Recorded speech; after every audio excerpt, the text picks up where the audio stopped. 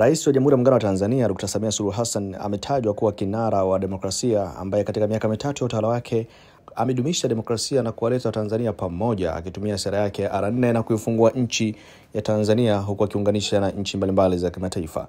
Katibu mkuu wa Jumuiya ya Umoja wa Wanawake Tanzania UWT Jokate amesema hayo akiwa Korea ya Kusini ambako amehudhuria mkutano mkubwa wa demokrasia uliofanyika Korea Kusini ukiwa umeandaliwa na serikali ya Korea Kusini na kufunguliwa na rais wa nchi hiyo. Jokate amesema Rais Samia amekuwa kinara wa demokrasia na mfano wa kuigwa Afrika ambaye kwa sasa amewaleta pamoja wa Tanzania kwa kutumia sera yake R4 ambayo inahusisha upatanishi, kuvumiliana, kuishi pamoja na wote kama Watanzania kujenga nchi, ambapo pia amefanya kuwa na mabadiliko kadhaa ya sheria yanayolenga kuboresha demokrasia. Jokate pia amesema vijana wa Kitanzania wamekuwa wakiendelea kuhusishwa kwenye mchakato wa kujenga demokrasia iliyo imara nchini Tanzania, ikiwemo kuhusishwa kwenye utungaji wa sheria bungeni, ikiwemo wabunge wa viti maalum wanawakilisha vijana, lakini pia vijana wamekuwa wakichaguliwa na kuteuliwa kwenye nafasi mbalimbali za maamuzi. Mimi ni Bakari Chijumba. My name is Jokate Ammwagia. I come from Tanzania. How many of us know Tanzania? The show of hands. Great. East Africa, and we boast ourselves as having 6 decades of exemplary East African democracy, where we do not just roof the world in Africa with Mountain Kilimanjaro, but we pioneer regional efforts to build, strengthen, and protect democratic institutions and processes across the African region. I currently serve as the National Secretary General, as introduced, for the Women's Wing of CCM, which is the short form for Chama cha Mapinduzi, which is currently the ruling party, the party of which has placed government in Tanzania. And our party has an outstanding and historic African Revolutionary Party, which has not only pioneered majority of Africans' independence, but also today we spearhead the construction and strengthening of stable democratic institutions across Africa. President Samia has, against all odds, become the truest champion of resilient and balanced democracy in Tanzania, and an example across the African regions. She's currently leading transformations in Tanzania, built under the fundamental approach of 4 Rs.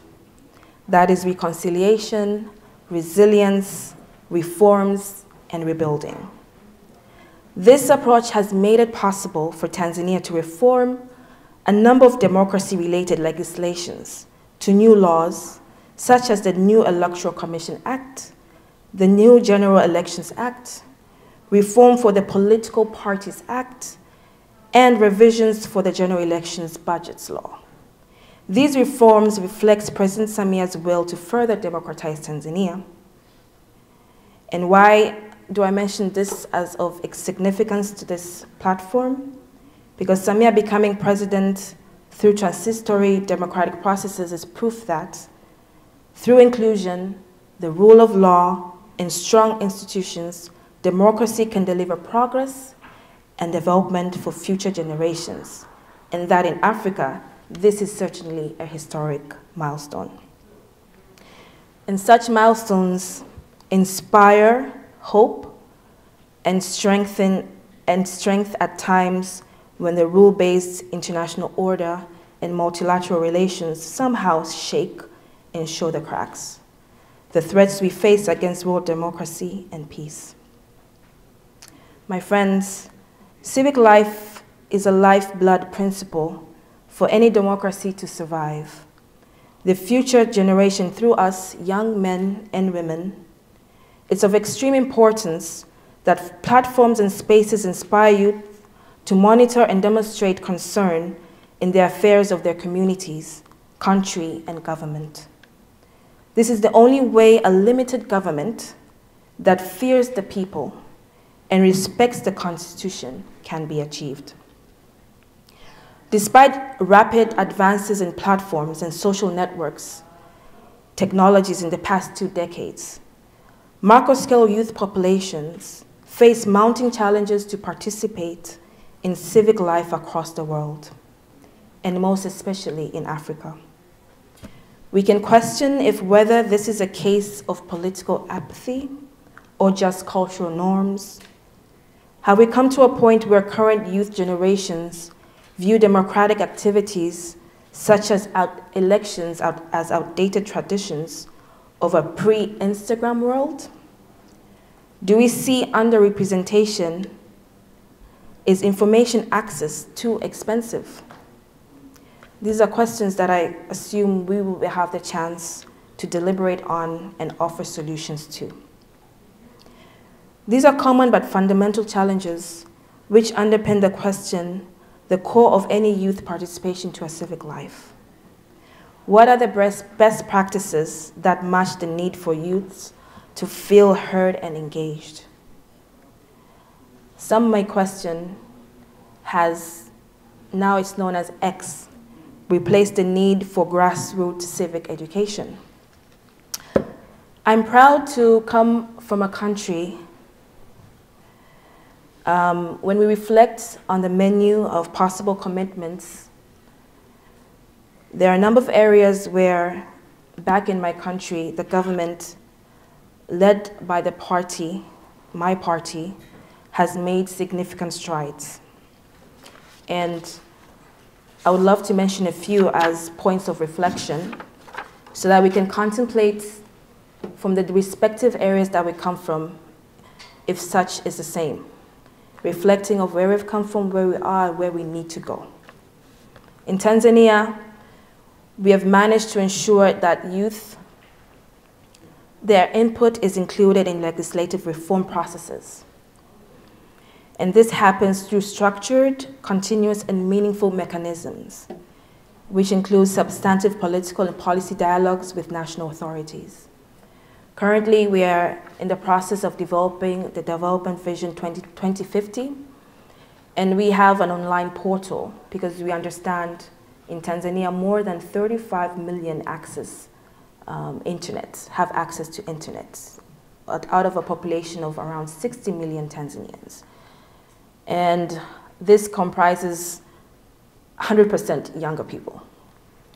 So being able to engage young people in portals where they can give a say on where they envision their country to be in the next 20, 50 years is a critical advancement to engaging the young population in matters that concern them.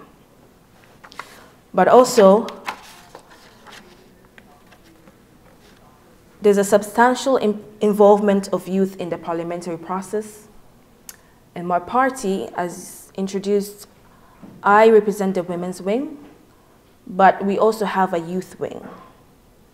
And through the youth wing, they're able to participate in the nomination of eligible members who would love to become members of parliament, but also to put in place policies that would allow for a greater representation of young people in parliament. But also, as I mentioned earlier, we are putting in place monitoring and providing transparency on real costs that are engaged in when it comes to electoral processes. And this is critical concerning one of the barriers that inhibits youth participation and representation in decision-making bodies is the lack of finances to mobilize support during elections. But we've gone further to establishing quotas. We have youth quotas, we have women quotas that have enabled the inclusion of groups that were previously disenfranchised to be able to participate fully. But also, we are able to participate in government. We have a number of young people, including also women, who have been appointed to different government positions, myself included. Before taking up this role, I served under the President's office as District Commissioner in 3 different regions, starting with Coast Region, Dar es Salaam region, which is the business city of Tanzania, and most currently Tanga region. So I thought it important to highlight these so that you know the efforts that are being made back home, and to pose a challenge to governments across the globe to also take into consideration on different mechanisms to be set to enable young people to fully engage and participate. In conclusion, back home, I have a huge following online that has enabled me to positively engage with my fellow youth and to offer solutions to different pressing issues that we face in our communities. And I believe the intersection of digitizing grassroots activities, offline communities into mainstream networks can provide a balanced approach to building sustainable prospects. I want to finish by reminding this prestigious World Assembly that empowered youth ensure that a limited government is created, but does not end there.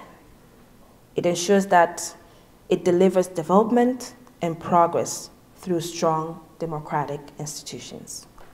Having said that, I thank you for listening to me, and I wish you all fruitful deliberations throughout the entire hour that we will be here.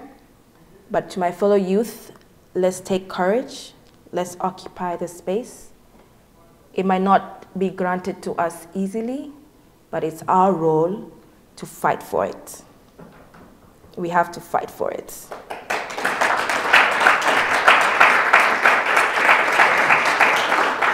I know my time has gone, but I have to say this. I know time is going, but I have to say this. Us being able to come here for the Democracy Summit is a testimony of our commitment to democracy. So when we go back home, let the fire keep burning. Let us take as many young people as we can. Let us challenge our governments. Let us challenge our parties. Let us put in place initiatives that will make us deliver, because we do believe that democracy does deliver. Thank you very much, and enjoy the rest of the afternoon.